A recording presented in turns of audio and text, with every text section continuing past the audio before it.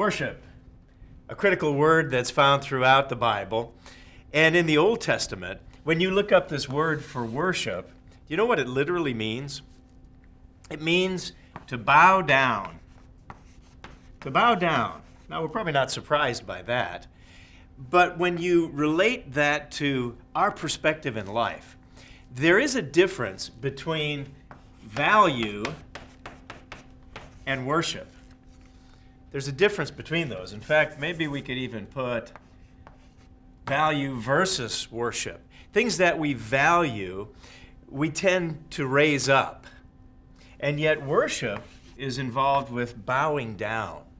And all too often what can happen in our life is that things take over and we value them and they become important to us and take our time and distract us from what real worship is all about. There's a psalm that deals with this, and it's in Psalm 29, and it just shows the significance of the difference between value and worship. And in Psalm 29, right near the beginning in verse 2, it says this, "Give unto the Lord the glory due his name. Worship the Lord in beauty and holiness." Now that's that word that means to bow down in worship. It says in beauty and holiness. That's not our beauty, not our holiness, but it is the one who is holy. We worship him. We bow down to him. We value him. And in fact, if there's anything else that gets in the way that we value more than God, we better watch out. There's another passage that shows the importance of this. It's over in Nehemiah.